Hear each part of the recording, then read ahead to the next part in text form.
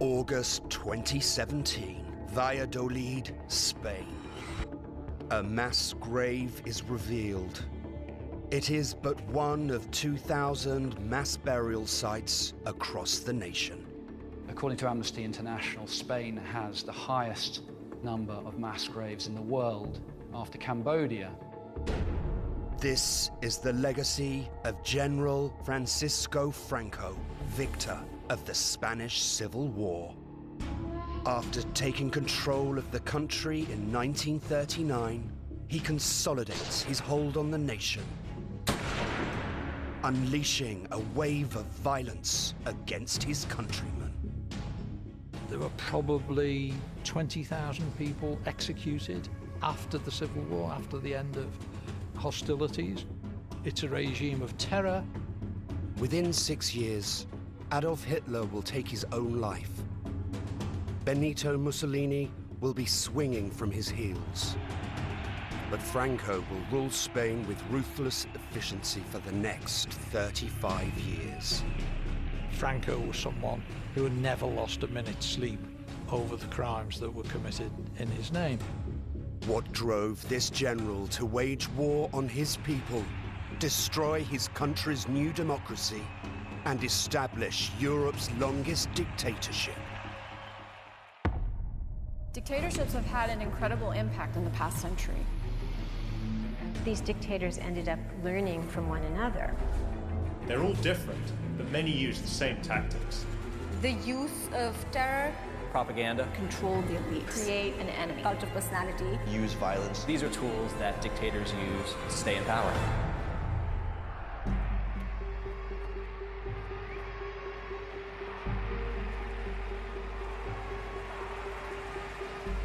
The roots of Francisco Franco's dictatorship lie within deep divisions in the Spanish nation and within his own family. Born in 1892, Franco is the 7th generation of a naval dynasty. For centuries, his family has sailed for the legendary Spanish fleet, and Francisco dreams of joining them. But it is not to be.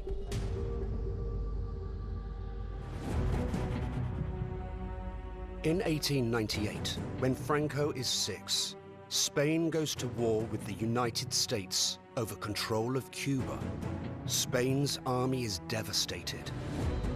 When the Spanish-American War ends, the country has lost Cuba, Puerto Rico, and almost all of its empire. It is a wrenching and humiliating amputation. There was an identity crisis if you didn't have an empire. It was a cultural, political trauma for families related to the military, for the military and the political elites, for the government. As Spain's empire falls to pieces, so does Franco's home life. His father, Nicolas Franco, is a notorious man about town, known for his womanizing and drinking. I think a lot of Franco's problems derive, of course, from the family dynamic. His father despised him. He had 2 brothers, and his father massively preferred the other 2. Franco's mother is devastated by her husband's scandalous behavior. Franco's mother was a very strict Catholic. Franco was the mummy's boy. These 2 things, I think, created a sense of vulnerability, but also a sense that he had to prove himself. In the tug-of-war between his parents, Franco will choose his mother's deeply conservative vision of Spain. And, as a young man, he's determined to fight for it by becoming an officer. The problem with Franco is that he really wanted to be in the Navy. The Naval Academy was closed because Spain has lost most of its fleet in the war. So he has to settle for infantry, which was far less prestigious. 1907. Franco enters the Toledo Military Academy, determined to be an officer. small for his age, and with a high-pitched voice, he endures severe bullying. Well, Franco was a very small person, and one of the ways in which he coped with being in the army was by creating a series of myths. And throughout his whole life, Franco was a bit like the Wizard of Oz. He was somebody who hid behind a series of masks. He graduates in 1910, eager to restore Spain's military honor. The best place to start to do that is in one of Spain's last colonial outposts, Morocco. In Spain, in the peninsula, if you were an army officer, promotion was incredibly slow. It was dead men's shoes. Franco chose to go to Africa because it was the best place to get quick promotion. 1912. Moroccan rebels have launched a violent campaign to force the Spanish out. Lieutenant Franco is assigned to the Army of Africa, a battalion of native Moroccans used for the fiercest fighting. The Army of Africa has a name for young officers like Franco: the betrothed of death. Of the first 42 officers assigned to the unit in 1912, only 7 are alive in 1915, and one of them is Franco. While fighting with the Army of Africa, he learns a tactic that will come to define his dictatorship.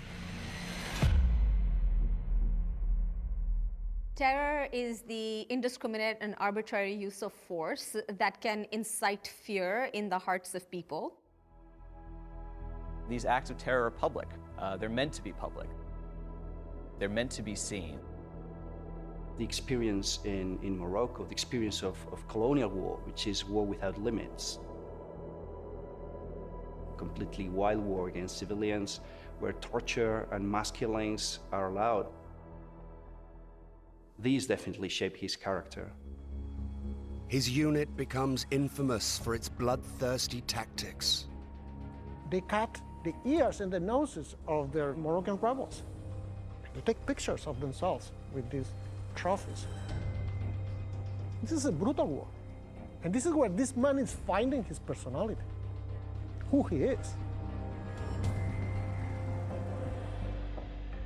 Franco learns that terror can be used on allies as well as enemies. One of his soldiers refused to eat his lunch one day and threw it back in the face of one of the officers. Franco had that soldier shot, and then he forced the rest of the battalion to parade past the corpse of this dead soldier to remind them of the need for discipline. Terror is his tactic, and the Army of Africa is his tool. One day, he will use both to seize ultimate power in Spain. But in 1916, he is a young officer, testing his limits. In June, Franco's unit makes a frontal assault on insurgent trenches. This is very dangerous, and the sharpshooters of the rebels target officers. Leading from the front, Franco takes a bullet. His unit loses 56 of its 133 men. And Franco is very nearly one of them. At the time, an abdominal wound is almost a death sentence. Against all odds, he makes a full recovery and is promoted to major. To his Moroccan troops, Franco's survival is a sign. They started to say that he had baraka, like a sort of blessing, good luck. So they follow him blindly. For Franco, it's confirmation that his life has a purpose. That adulation persuaded him that he was someone special, that he'd been chosen, perhaps by Providence, perhaps by God, to help Spain. In a very famous interview, he said, "Without Africa, I do not know how to understand myself." The national right-wing newspaper starts to refer to him as el as de la legión, the ace of the legion. With the rebellion crushed, Franco returns to Spain a celebrity. He is promoted to Brigadier General. At 33, he is the youngest general in all of Europe. The bullied little cadet is a certified war hero. Africa has given him the respect he craves and the brutal tactics that will mark his rise to power. But now, as he returns to Spain, political change threatens to destroy everything he has fought to achieve.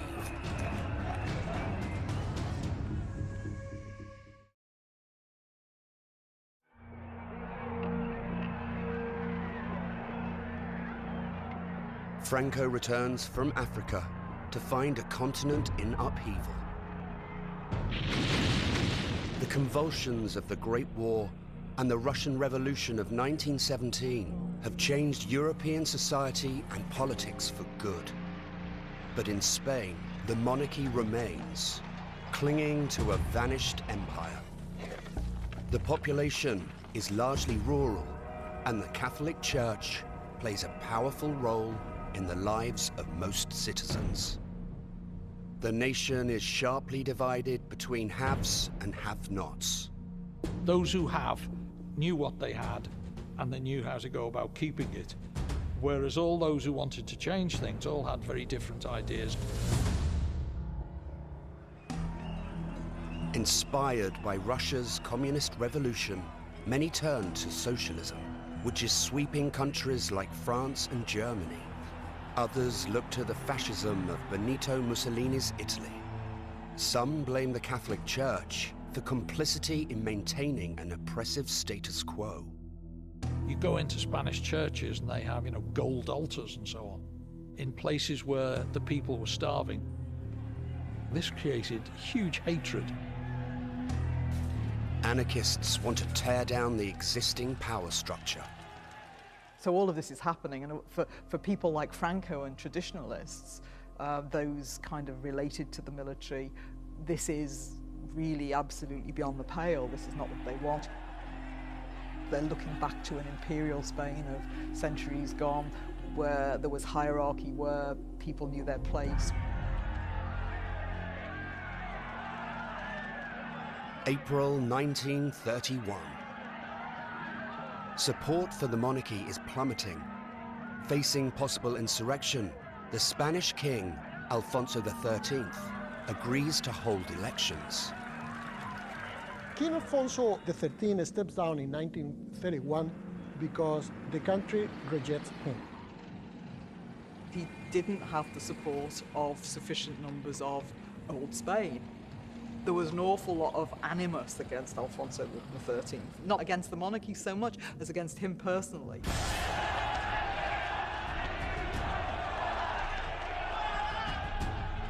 The Spanish people move to establish a republic, and weeks later, a general election is held.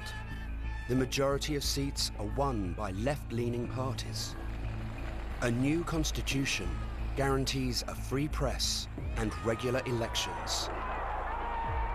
Every Spanish adult, man or woman, can vote. But not everyone is celebrating this tide of change. Franco had an idea of the authentic Spain. It was Catholic, it protected property, protected the sanctity of marriage. All of these things were challenged by the left. The left wing threatens his ideal Spain. Soon he'll have the opportunity to fight for it.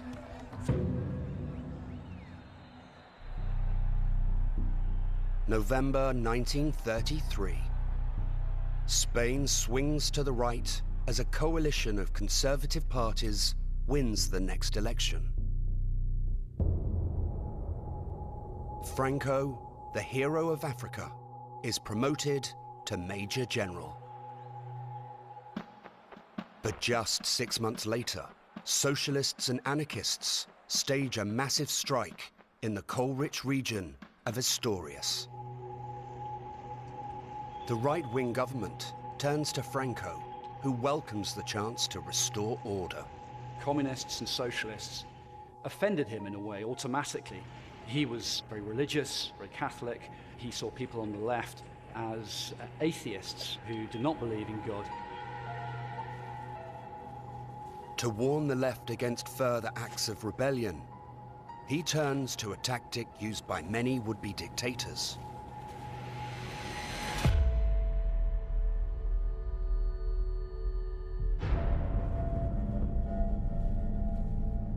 So for Franco, as for other dictators, terror is a form of communication. You don't have to attack every single person who belongs to these organizations. If you use terror against some of them, it sends the signal that anyone whose loyalty goes to these leftist movements is going to be in trouble.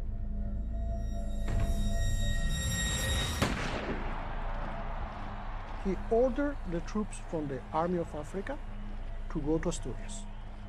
By doing that, he knows that he's going to take there troops that are ruthless, very violent. Franco's troops round up more than 3,000 Spaniards and gun them down.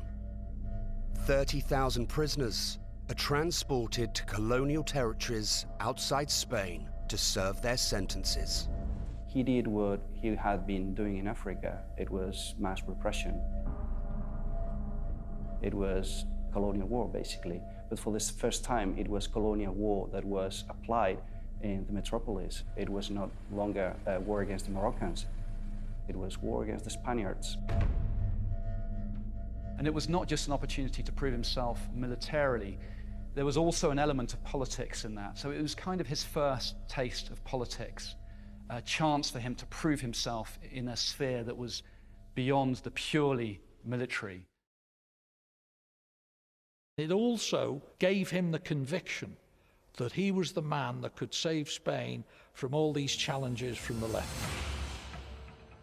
Franco suppresses the uprising, but his tactics trigger a political explosion. Left-wing parties are appalled by his violent suppression. They band together into a coalition called the Popular Front. On February the 16th, 1936, Spaniards go to the polls once again. The pendulum swings, and the right-wing government is ejected. The Popular Front emerges with a narrow majority in Parliament. It's a disaster for Franco, but the worst is yet to come. Worried about a military coup, the Popular Front sidelines key right-wing generals. Franco himself is banished to one of Spain's last colonial possessions, the Canary Islands, 100 kilometers off the coast of Africa and 2,000 kilometers from Madrid. The Minister of War decides that to keep these guys out of trouble, they will be posted as far away where they can do least damage. In exile, the generals watch as Spain's new leaders steer the nation to the left. Even worse, they learn that left-wing extremists have been torching churches and executing priests. The exiled generals begin to plot a coup and ask Franco to take a key role. But a military coup is the ultimate gamble. He was cautious about getting involved in this uprising. He'd seen other similar attempts at military rebellions fail. He was worried that that would happen again. If the coup fails, Franco will be executed as a traitor. For days, he deliberates. He has a wife, he has a child, he has a career.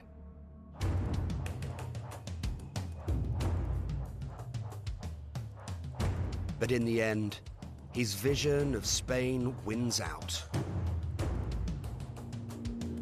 July the 18th, 1936. Wearing civilian clothes, Franco secretly boards a plane that will carry him to Africa and his destiny.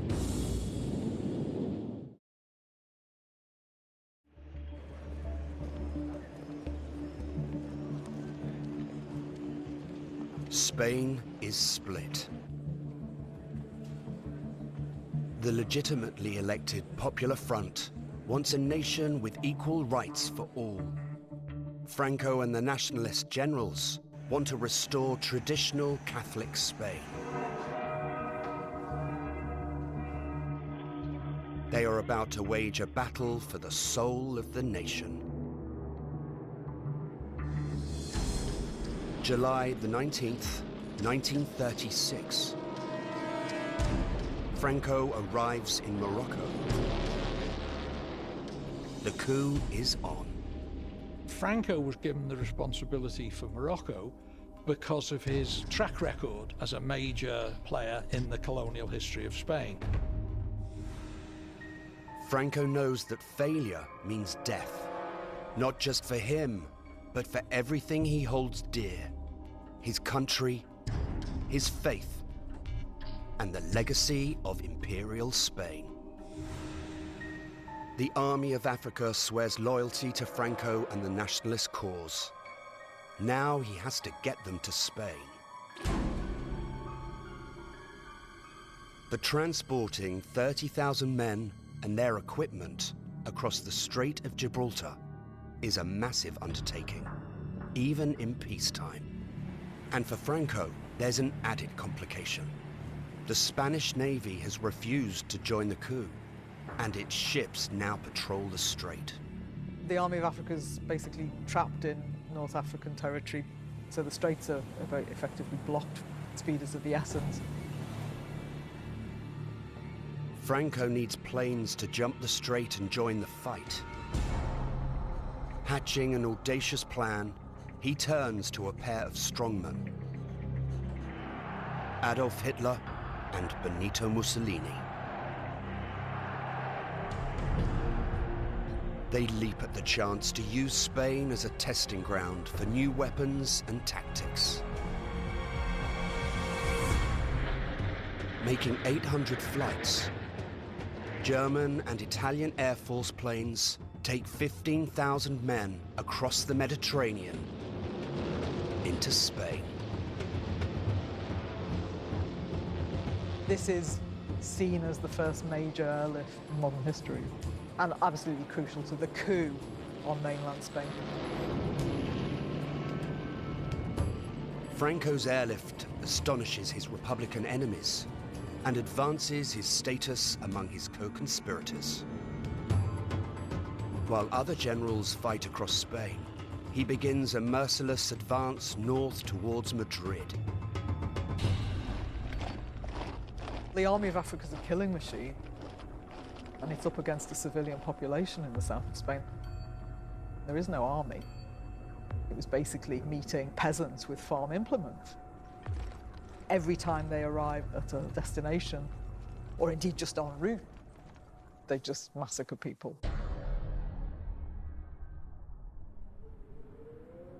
Franco's forces reach the city of Badajoz, near the Portuguese border. He encouraged his officers to be extremely brutal, often savage, when they were waging their campaigns. When they took a town in the Civil War, a few hours after the taking of that town, there would be absolute carnage. Basically, the left-wingers who were captured were rounded up, and then they were machine-gunned. As they capture towns and villages, Franco and his forces are intent on more than just a military victory. Franco believed that he should do whatever was possible, whatever was at his disposal to eliminate the left and their ideology. But to win this struggle, Franco will need power. At the very beginning, while the other generals were mainly concerned with how they went about winning the war, Franco had set up a press office whose main purpose was to project Franco in the world's press as the leader of the military coup, which at that stage he wasn't. September 1936. Franco calls for a meeting of the top nationalist brass. His fellow generals fly from every sector of nationalist Spain to a temporary airstrip near Salamanca.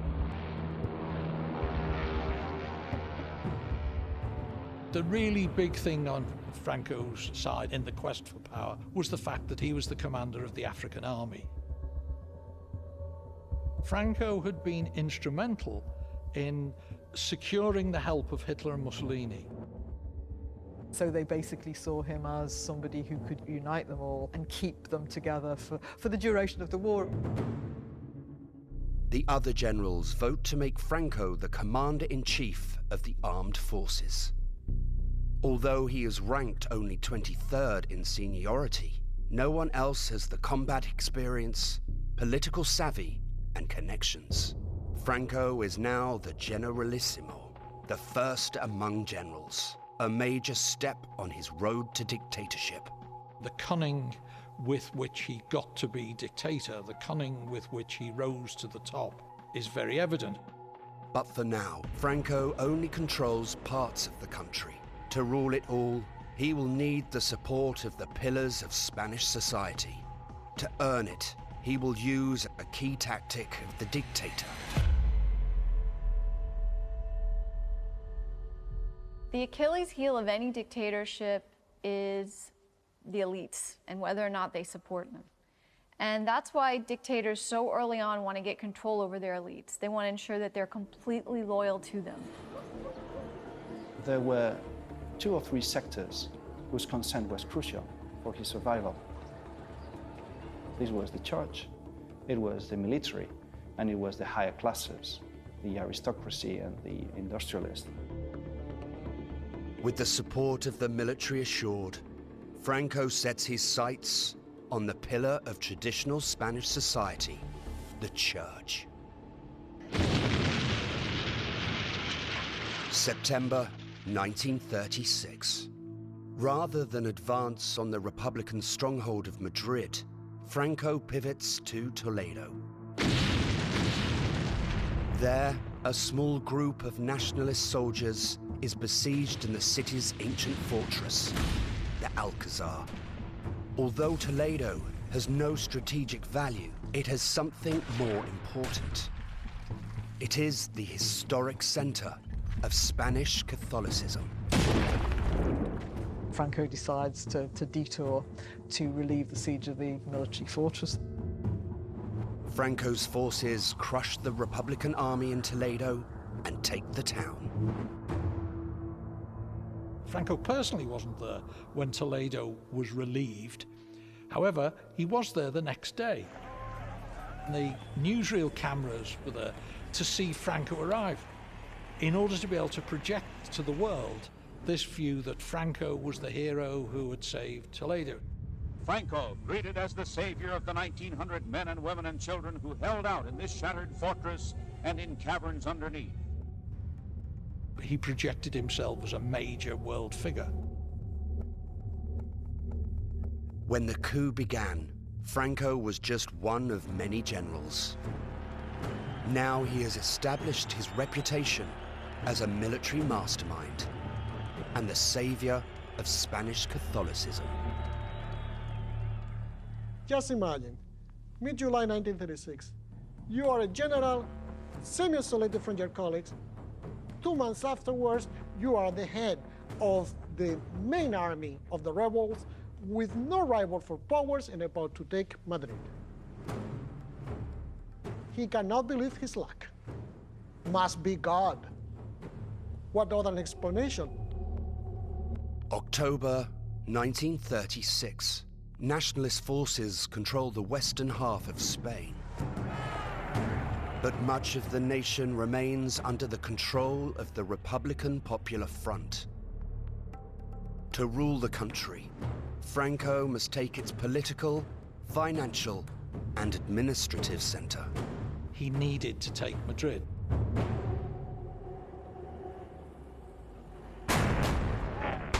For weeks, Franco throws everything at the capital.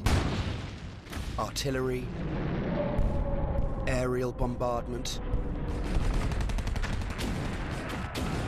frontal attacks. But the city won't fall. The Republic basically concentrates its forces in Madrid, and as long as it can prevent Madrid being encircled, it can survive.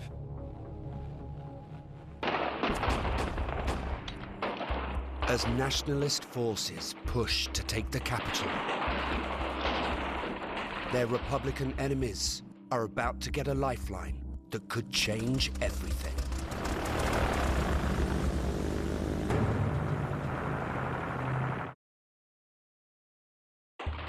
October 1936. General Francisco Franco's dream of conquering Spain has hit a wall.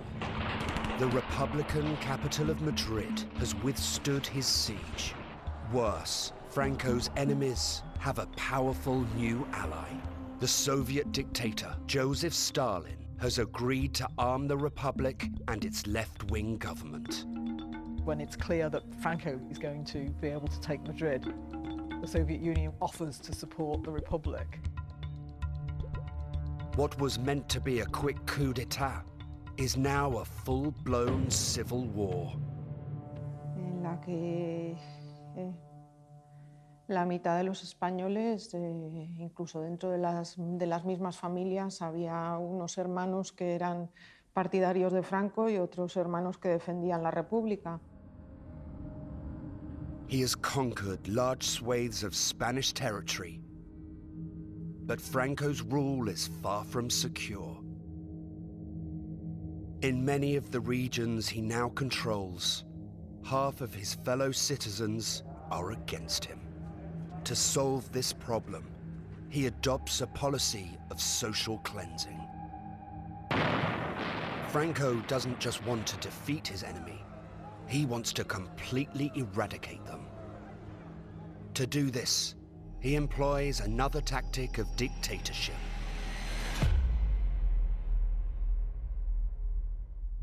Franco wanted to defeat the left, but he also wanted to eliminate them.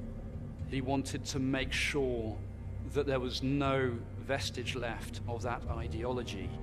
There must be a social cleansing of all of the elements in society who have allowed the Republic to exist and who are now our enemies. Silvia Navarro's grandfather is one of those enemies. Acuden a casa, a su casa. Precisamente es mi abuela, junto con uno de mis tíos, quien abre la puerta a, bueno, pues a policías municipales. Jose Antonio Marco Viedma is a prominent businessman in the city of Calatayud and a Republican. Se llevan a José Antonio. El mismo día es asesinado.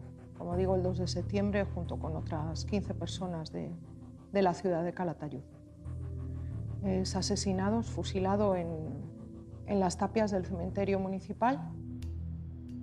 All dictators use violence against their people.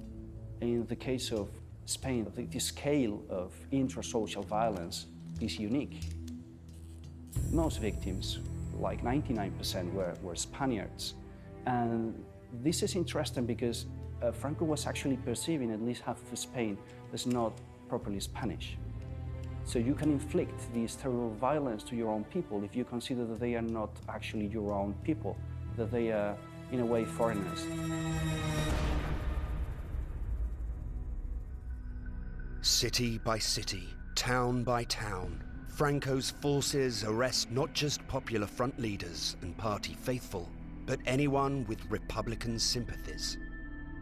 It's not just a tactic for a military campaign, it's a form of political readjustment. Removing the kind of people that made the Republic possible, this will be never possible again. It's a form of social engineering. As the war progresses, Franco intensifies his attacks on civilians. his allies in the German and Italian air forces begin to obliterate towns and villages. Guernica, Durango, Barcelona, Madrid. The idea was that you would terrorize and demoralize the civilian population, and this would be a crucial instrument of war.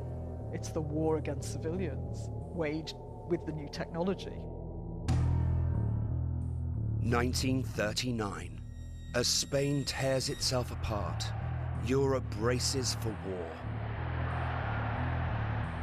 Conserving its resources for the coming conflict, the Soviet Union withdraws its support of the Republic. By February, what's left of the Popular Front's army collapses.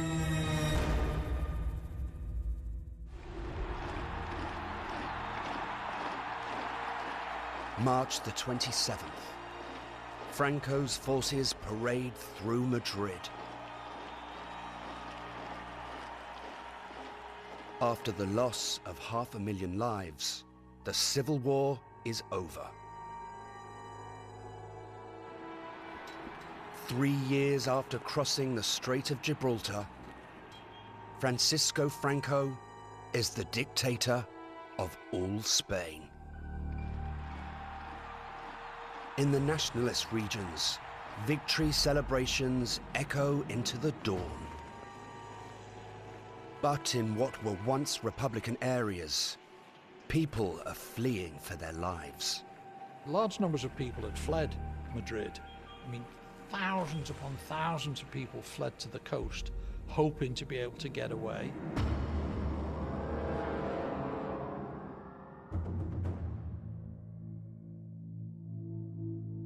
Victory now gives Franco the opportunity to expand his social re-engineering. He launches another wave of targeted arrests and killings of anyone with connections to the old government. It's very much to send a signal to anyone who opposed the church, anyone who was a socialist, anyone who joined the organizations of the political left. As battles rage in Europe, Franco remains at war against his own people. In the course of 3 years, 250,000 are imprisoned. 28,000 are executed. This was essential in Franco's strategy because he had to completely exterminate all opposition to his regime so that he could rule for the next 40 years. To maintain his control into the future, Franco turns to another tactic of dictatorship. Indoctrination is largely a process of preventing people from hearing alternative narratives. It's a way of giving substance to fear and reminding people of the risks of life without the regime that is currently in power. Indoctrination in the Franco regime is quite unique in that it systematically used the procedures of Catholic indoctrination. So there was even a catechism that was used to tell very young children about Franco, about the regime, about how good this was. Molding children is part of the strategy, and sometimes it starts at birth. In prison, if a Republican woman is pregnant, she is allowed to carry her baby to term. Then the child is taken and placed in a properly Spanish family. They went to the prisons and they kidnapped the babies for the Republican woman because they say the woman can provocate the transmission of the democracy for the children, and then take the children and put the children in Catholic institutions or Catholic families. Beyond Spain's borders, the Second World War engulfs Europe. To the outside world, Spain is officially neutral. But within, the dictator's war against his people is just getting started.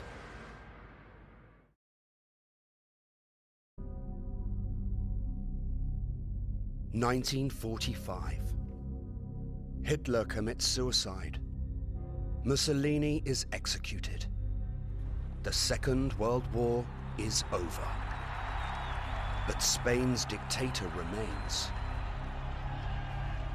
Having kept Spain out of the war, Franco has free rein to continue his state of terror. At the end of the Civil War, there were hundreds of thousands of Republicans that were in jail. In 1947, university student Nicolas Sanchez takes part in a peaceful demonstration. He is arrested and sentenced to 6 years in prison. Like other dictators, Franco uses a classic tool to deal with prisoners like Nicolas Sanchez.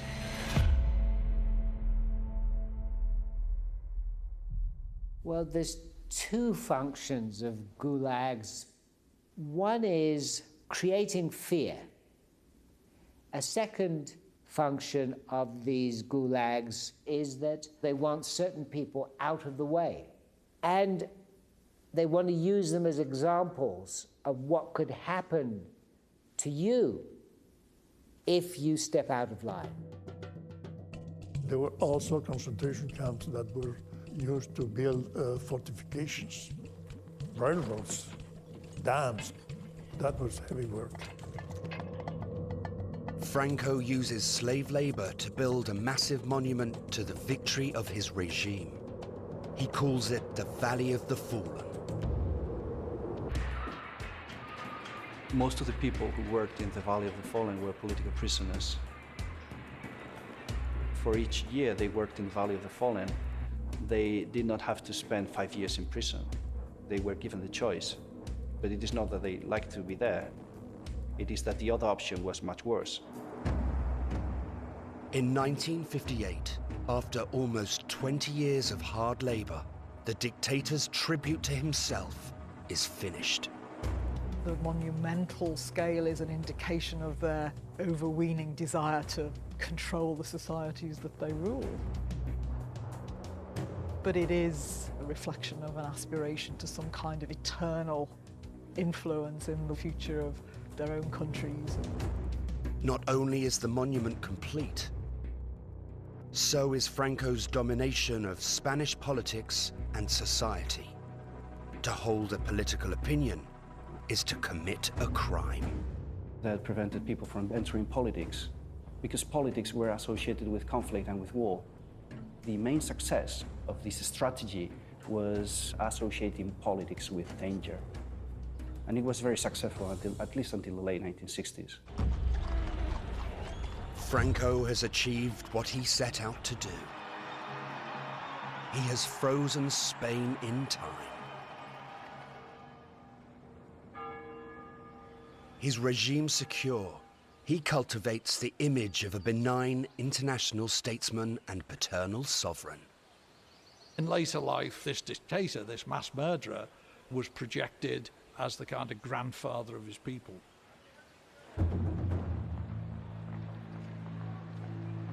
After almost 30 years in power, the patriarch faces one last challenge. Who will rule Spain when he dies? 1969. Franco announces that Juan Carlos, the grandson of King Alfonso XIII, will be his successor. The dying dictator hopes the new king will keep Spain locked in the past. But when Franco dies on November the 20th, 1975, his regime dies with him. Now king, Juan Carlos defies Franco's final wish. He moves to dismantle the dictatorship and restore Spain to democracy. Months later, Spaniards hold their first democratic election in more than 40 years. The results mirror the election of 1936. The left wing wins by a narrow margin. Franco's attempt to obliterate socialism has failed. But the consequences of his dictatorship haunt Spain to this day.